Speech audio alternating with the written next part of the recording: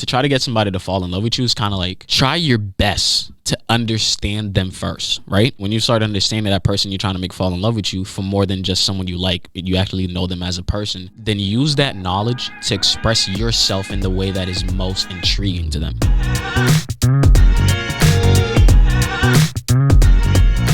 Hello everyone, my name is Chance and you are listening to A Chance to Strive. I just want to say I appreciate you guys from wherever it is that you're all listening to, and I just want to express, because it's the new year, I feel like we should get a little sentimental. I just want to say, like, I'm really appreciative of every one of you guys. Like, you guys have genuinely changed my life, and I'm not talking about like whether it's like the money I make from social media or anything like that, but I've like always felt this need to constantly be straight because I got to be there for other people. But now it's like it's on a whole different level. Like the amount of people I have and like accessible to me is crazy because of my platforms.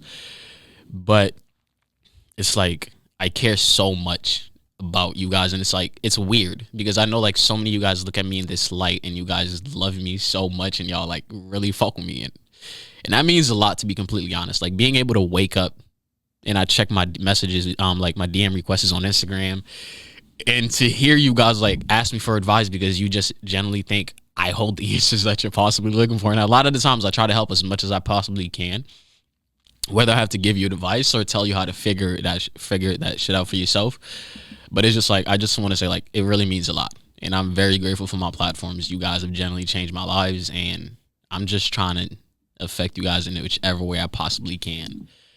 And for this episode, because I haven't had an episode within the past 2 weeks, my mom ended up having COVID. So I kind of had to like quarantine myself. I could have came in, but I wanted to wait for my exam, like my tests to come back. And I didn't want to risk anybody here getting sick because it's like, bro, this is such a dope opportunity. And I really care for the people that are here. So I didn't want to do anything like that. All right. Because I haven't had an episode in like a few weeks, right? A lot of you guys are reaching out to me like saying, hey, where's the thing coming when is the next episode dropping? I'm like, I know, I'm sorry. It's not even my fault. Like COVID was such a big thing in mass. Like not even was. COVID is like a big thing in mass. The numbers were spiking like well over 1 million and everything like that. And everybody and their mamas was getting sick. My mom got sick. I didn't get it. My mom ended up quarantining like the moment she found out and everything like that. Everybody at our house was smooth. So I just want to say I'm grateful for that. If anybody lives in mass or anybody anywhere, like if anybody in your family has COVID, like I'm gonna keep you in my prayers, okay? And so today the episode is gonna be just a random Q&A because you guys have constantly been reaching out to me and asking me questions. I'm like, I want to give you guys the chance for me to actually like answer your questions. I have the message requests, so I'll go through them. But before we start, I ended up having like a random poem that I made in like high school. And when I say high school, like I generally mean high school. And then I was like, you know what? It was a screenshot. I lost everything that I've ever made, pretty much for the most part. So I have a poem and it's called like Love is Near Extinction. And this was like literally the first draft. So do not judge it at all. You judge it, we're gonna have issues, I bet. Okay. Your original title, Love is Near Extinction, by I almost said my full government. You know what? We're gonna leave this for the podcast, just for the podcast.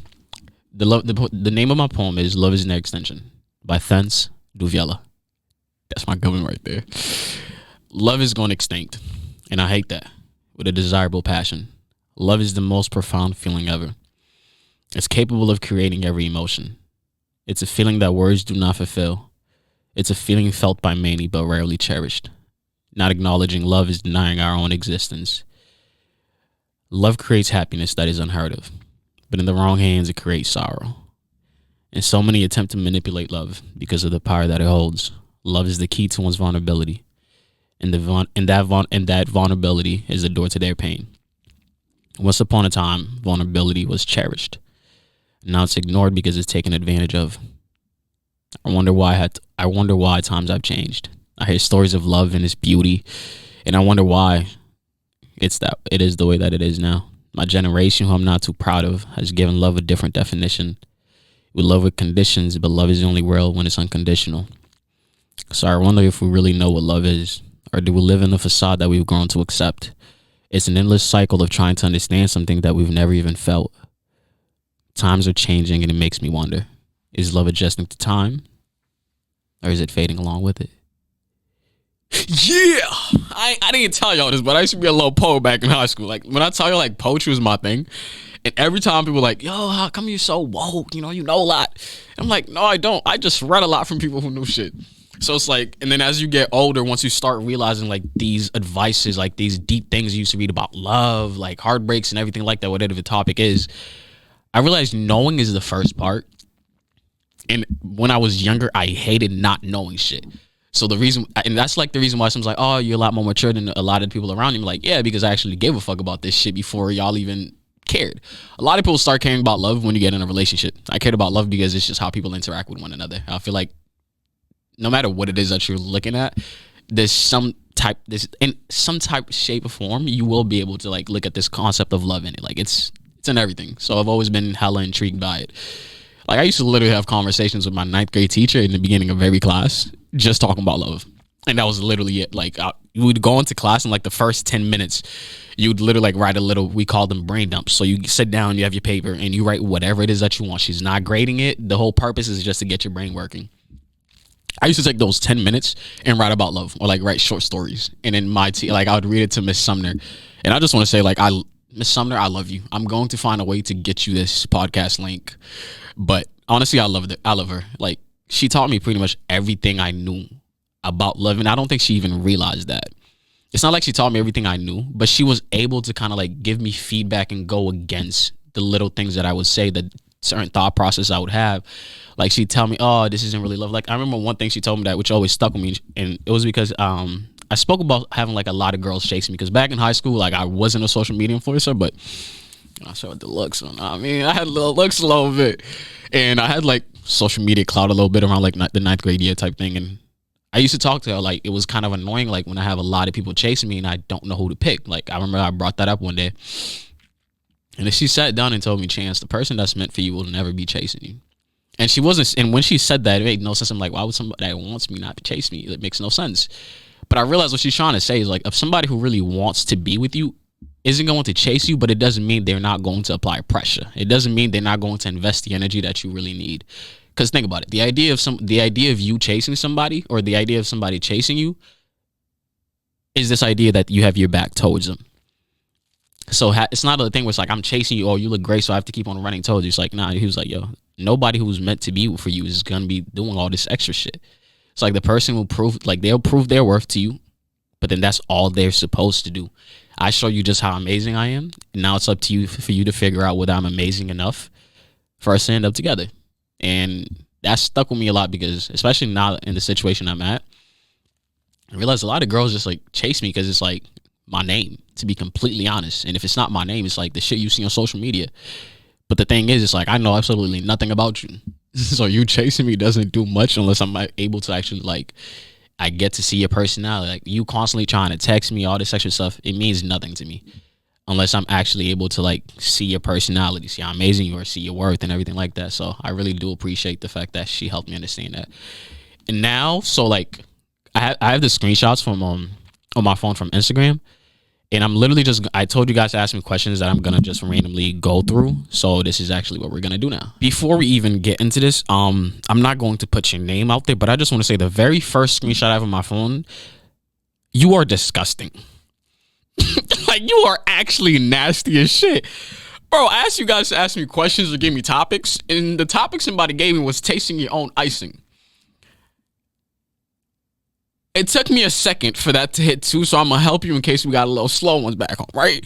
A lot of my friends are slow, trust me. So if you're slow, I love you still. Tasting your own icing, I'm guessing means tasting your... Oh, y'all can't even see it, so the people that are listening have no idea what I just did, but YouTube caught it. But yeah, it's literally tasting your own nut. Why the fuck is that something you expect me to talk about? Like, do y'all think this... Bro, see, the thing is, y'all been telling me that y'all think I'm a slut, and I don't really understand it. But the fact that y'all are asking me this is pushing it a little too far. I'm not going to hold you. Okay. Oh, shit. Okay, we're going to get deep. This is such a weird flow because it's a Q&A. This was just like disgusting, and now we're getting deep. Do you think a man that abused a woman deserves a second chance, or no, leave immediately? I'm going to give advice from my perspective, right? In other words, like I'm giving my opinion. I'm not just saying like what I want people to hear. To be completely honest, I don't think any man that raises his hand on his woman deserves her. you're with that person because you expect them to protect you. And I'm not talking about like, oh, a woman needs a man to protect them. Like, no, like it's an equal exchange. I protect you, you protect me. So when I'm with someone, I'm like, I'm willing to do everything possible to protect them. But like that's the promise that I made you. Like I told you I love you and I'm never gonna do this and that. Like I get it, things happen, right? But there's a different thing with like the intention. Like intent matters only to that person. Intent matters. But the thing is, I feel like there's no way you can justify certain things. To put your hands up and raise it out and strike the person that you're with is just a little too fucking much. Like how do you come back from that? Because for me, it's like I've had moments where I've been so angry where I felt like I wanted to put my hands on somebody, but I was able to control that. And I get it. It's like, oh, the person has anger issues. Then that's when the conversation changes a little bit. But the thing is, all I'm going to say is you can't go back to the same man who raises hands on you. Like, and I've spoken about this on one of my last podcasts. It's like when somebody fucks up, you give them a second chance. You can give that person a second chance, but when you give the person a second chance and they haven't changed, it's like, yo, it's a book you're just praying for a better ending from a book you already read. Like, you know everything that already happened. For that book to change, that man has to change. Let's just say for the sake of argument, let's make it not something where it's like abusive, right? It is that part where it's like it was an accident. You can't accident somebody on accident.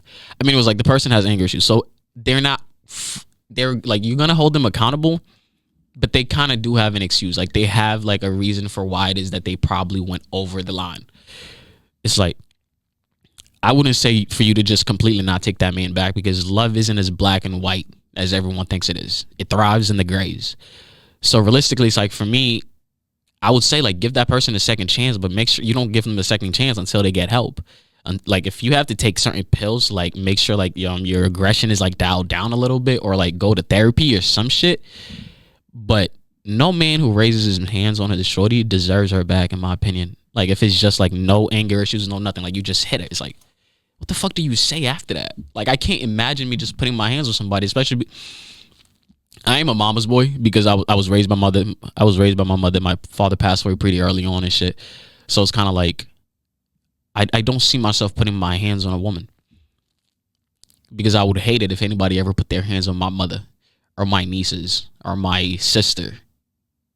Like, I don't know how some men are able to do it, but it just wouldn't be me. And I don't support it in any types of shape or form, whether it's a shorty hitting a dude or a dude hitting a guy. Also, one thing I'm going to say before I move on from this, it's like this, right? If you, a woman, puts your hands on a man, be ready for his hands to be bisexual. And what I'm saying is I'm not saying like, oh, it's justifiable for a man to put his hands on a woman. I'm always going to say like, no, that's not something I would ever do, so I would never fucking support it. But the one issue that I see a lot of the times, which pisses me off, is when a shorty purposely antagonizes a dude. Like where you're trying to get him into a situation where he's like so pissed off to the point where he puts his hands on you. Shit like that, I don't fuck with it neither. Like I know the man is still at fault for raising his hand, but you're not innocent.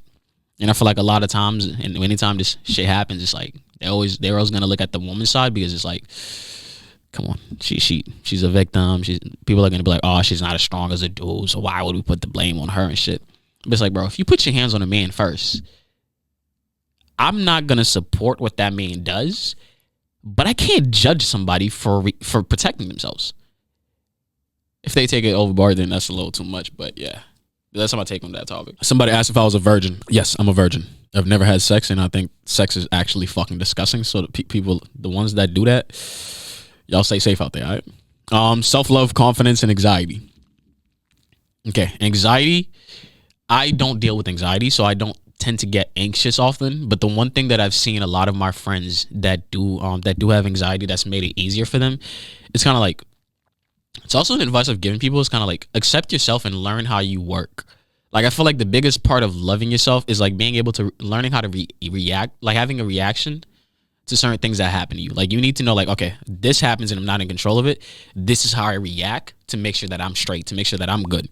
Like if every time that I get depressed, I know I know like certain people's depression are very severe and there's a lot. Like at times they really can't do much, but I know certain people that suffer from depression, and the moment they get depressed, they know if I do this, and that, I'm gonna be fine, or at least I'm gonna be able to manage it a little better. So for anxiety, I don't go through it, so I'm not gonna sit here and act like I know everything. But all I know is learn how you work. When you get anxious, what are those things that brings you back down to earth? What is that thing that helps you control your breath? And I forgot what it was, but this like helps with like anxiety, like when people like you're too anxious. I forgot exactly how it went, but there's a breathing technique that I feel like a lot of people should use, because I've even tried it to see like, yo, does this actually like make you relax? Like I wasn't going through anything. I just wanted to see like how relaxed does that breathing technique get you? And all I gotta say is it works. I don't know if it'll work for you, but I know it works for certain people. So there are certain breathing techniques that really help. And I'll say look at those, especially like if you're somebody who gets like you get anxious in public and stuff like that. It's an easy way to handle your business without no one realizing what the fuck you're doing in the first place. So I'll definitely say like definitely look into that. And the thing with self-confidence is it's like you just gotta realize at a certain point you've gone through so much shit. You've overcame so much. You're such a dope person because you're still here. Like understand that shit, right? I know a lot of people feels like life be fucking you up. But understand, like, if you're here, at the end of the day, you haven't lost. That means, like, your record is clean. If you're still here, there's no way you've actually lost. Like, just keep on going through that shit. And I think, like, when you go through a whole lot of shit, I think you owe it to yourself. Like, that's what I was trying to get at when I brought that up. Like, you've gone through so much. You've worked on yourself, OD. Like, you've dealt with so much random shit that came your way. And I think, like, once it gets to that point, you realize, like, you dedicated so much energy to yourself already. You got to start realizing like, yo, like there's a certain level of worth that I need to understand that I hold. I'm this amazing. I'm not saying compare yourself to other people and bring them down. But at times you look at people around you and you understand how amazing you are, because you realize a lot of shit that you bring to the table, people can't do it. And another thing you need to understand, you are worthy of your love. And that's not something you have to earn. So imagine how important it is, especially in a society where everything is about conditions. Like the person won't love you if you're not this tall, if you're not this size, if you don't make this much money. For you to love yourself, it takes nothing. When I say it takes nothing, I'm saying like there are no requirements. There are no restrictions to the love that you can give yourself. So love the fuck out of yourself. So the day where you possibly end up in a relationship or you're ready to dedicate yourself to somebody or to a family, you'll realize it's like, yo, like I deserve all this shit. And you're not gonna let people walk over you because you understand all it is that you've invested into yourself. So why the fuck would you let anybody disrespect all that shit that you did? That's crazy. What is my biggest turn off? I don't know if you guys are asking for like from like a sexual manner or like in general. So I'll just look at it from like a generality perspective. My biggest turn off, to be completely honest, is a person who doesn't know how to code switch. Because people give me so much credit on like being so well spoken and everything like that, I realize I actually really hate it when somebody struggles to express themselves, or like when they don't know how to express themselves based off the environment that they're in, code switching and shit. Like I'm not like I used to say, like back in the day when I was a little younger, you know, I used to say, oh, I don't like girls that are ghetto, but then I realized the fact that like the stigma behind that word and what it used to be used for is kind of disrespectful to if I would ever refer to anyone as that. So I've stopped. But I realized like I don't like when a certain part, like I'm talking about this from like a girl's perspective, but it also applies to guys as well. But I don't like when somebody's in a certain area and they make way too much noise and it's like unnecessary. Or like we're in a certain place and you don't know how, you're disrespecting people and all this extra shit. Like people who are not well spoken tend to be a turnoff. I'm not saying like if you're bad at it, it's like when you generally do the complete opposite shit of what you're supposed to do. Shit like that pisses me off because I'm like, bro, I don't want to be embarrassed with somebody I'm with in public and shit. Like, I know me and my friends when we're in public, at times we act the fuck up, you feel me? But it's like, bro, chill the fuck out. Like, I don't want to be seen with somebody at the point where it's like, I always want to get away from you. Like, that's a little OD. Even though I know for a fact I've spoken on this, at least I'm glad this person is trying to express this and I don't give their advice to y'all, right? So somebody pretty much gave y'all advice and it says, this is from Anna. I'm putting your name out there, but clearly no one who's going to know who it is unless your last name is dropped. Anna said, the topic she was giving was abusive/toxic relationships, and she wanted me to tell y'all that shit is not normal, nor is it fucking okay. And this is the thing I'm gonna speak on, right? It's not the fact that it's okay, but I do understand certain reasons why people justify it.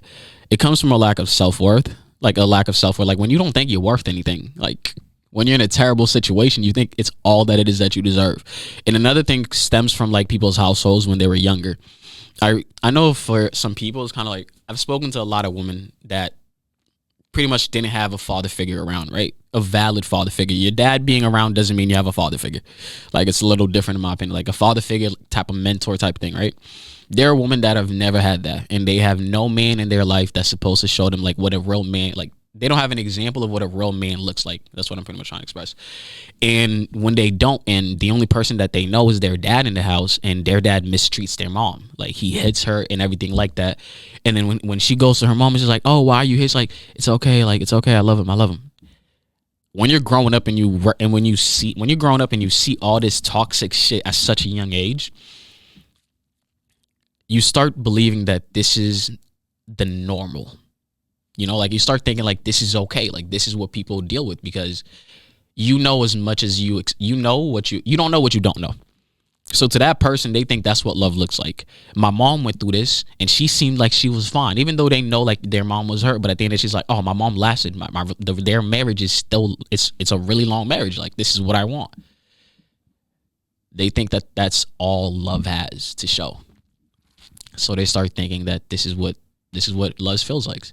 And it's not until way later on that they'll start recognizing certain shit, being able to see things from other relationships, hearing advice from their friends and shit.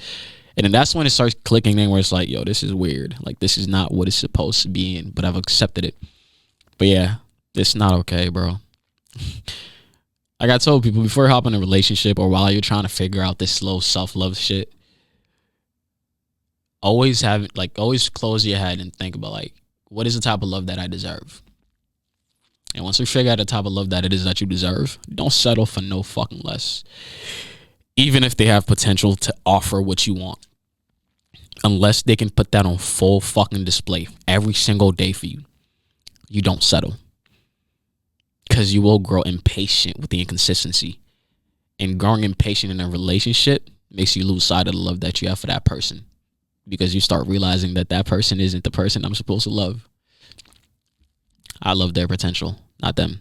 And a lot of people don't really give a fuck about working on themselves. It seems like too much fucking work, and it's OD. It's like, just don't waste your time on it. How do you make somebody fall in love with you? Just be yourself. I know that sounds like so dumb, but it's like, okay, so I'll explain how do I be myself to somebody to make them fall in love with me. I'll put it that way. But to be completely honest, I think for the most part, to try to get somebody to fall in love with you is kind of like, try your best to understand them first, right? And when you start understanding that person you're trying to make fall in love with you for more than just someone you like, you actually know them as a person, then use that knowledge to express yourself in the way that is most intriguing to them. I hope that makes sense. To be completely honest, it makes sense to me, but I hope like the way I phrased it, worded it, was actually able to get across. But I know for me, like when I go to networking events, right, I could tell people so many different things about me. Like I could spur up those conversations in so many different ways. But if I know like a certain person talked about something about being like an immigrant, when I go reach out to that person, I'll mention something about an immigrant. So in other words, it's more about like you understand that person, and then you find a way to express yourself in the most understanding way to them. So that way they can actually relate. When somebody can relate to you, or like you intrigue them enough to the point where like you bring opposite views and it's just like so fire and so different, that's what they love. Like know what's special about you, like know what makes you amazing, and try to show them those parts first. The flaws can come later. You're trying to make them fall in love with you, not run away from you. So let's just not start with all the red flags. I don't even know what this means, but it seems like a dope little quote to put in because it's just funny as shit. I'm confused by it. Someone was like, if you're a lover, you got to be a fighter because you don't fight for what you love. Okay, I don't think this is a person that's from the United States, because I do have a lot of my following that's from a different country, and I just struggled to read that because the grammar was so bad. But what they're pretty much trying to say is if you're a lover, you also got to be a fighter. Because if you don't fight for what you love, then what value does it have anyways? Yo, that sounded so nice. Whoever said that, thank you. But I really appreciate that shit. Somebody was like, guys in the talking stage. That's something I have to do a whole episode on, bro. All I got to say for like the quick little response, I will make, honestly, that might be my next topic, because I actually really do want to talk about that. Like a guy's perspective and like, what does he think a talking stage looks like? But to answer, like, just to speak on the topic really quickly, Guys in the talking stage understand some shit, right? You want guys to confirm that you're in the talking stage. Just because you guys talk all the time, you do little couple shit, to some guys that may mean absolutely nothing to them. If you don't want to get played in the talk before you, when you are in the talking stage, there's a few things you got to confirm, right? Even if we're not serious, by serious I mean like fully committed relationship and shit, I still need to understand the type of, if you're giving other people the exact same energy. Like the exclusivity portion is a huge one. Like, just how exclusive are we? Like, I get it, oh, we talk, we do this lovey-dovey stuff, but it's like, are you doing that with somebody else? And even if they're not doing that with somebody else, right, and it's just you that gets access to that, are you texting other people? Because I'm not texting other people. So you want to communicate to make sure you guys are on the same page about every single thing. The exclusivity part is huge. Just even confirming the fact that, like, hey, we talk, yes or no. Like, a lot of people be like, oh, just because we're texting, oh, I don't mean nothing, I'm just going with the vibe, I'm just going with the flow. And I'm not gonna lie, for the most part, a lot of the times it's just bullshit when guys tell you that. If that guy is not able to express why that's what he wants, it's bullshit. And that applies to women too.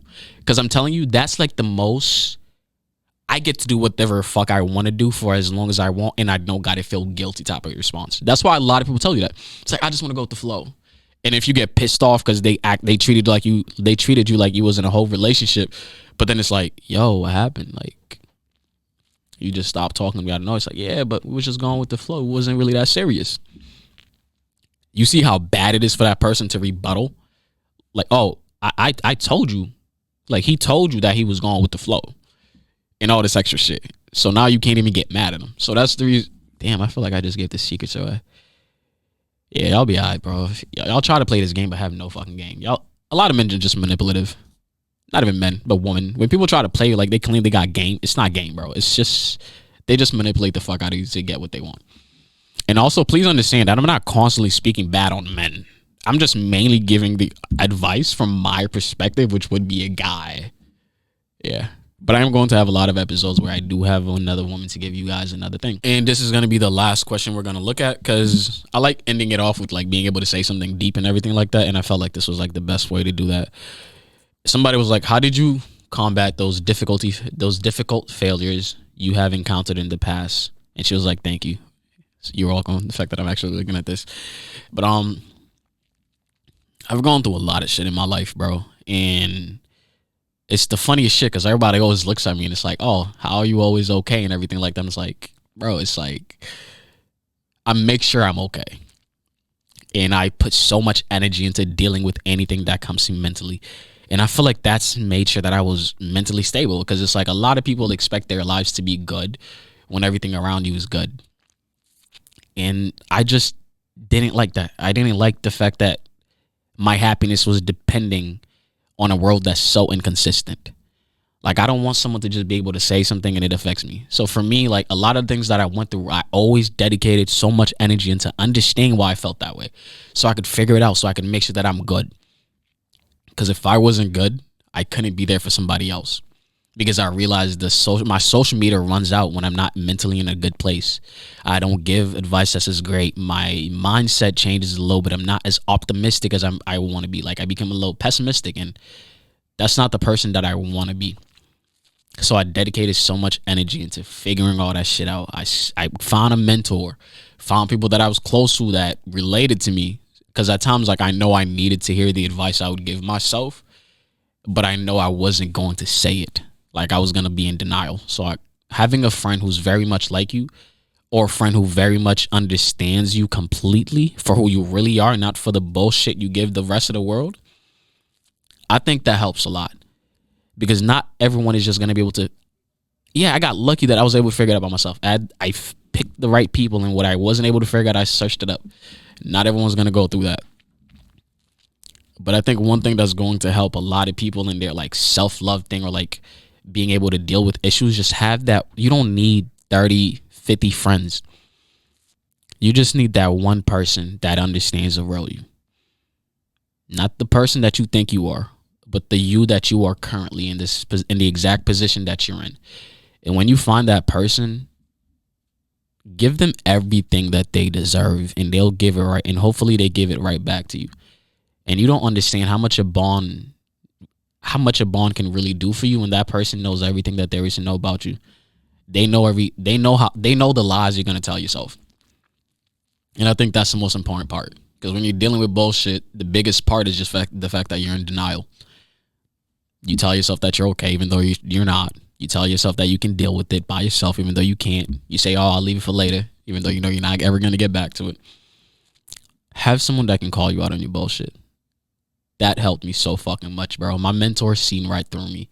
I was never able to lie to him. When I went through something and I told him about it, he knew exactly what I already did. He knew exactly what I was trying not to do, what I refrained from even doing to overcome that issue. So it's kind of like, find that person that really knows you and just keep them around for as long as you can. I know people grow apart, but memories don't go away.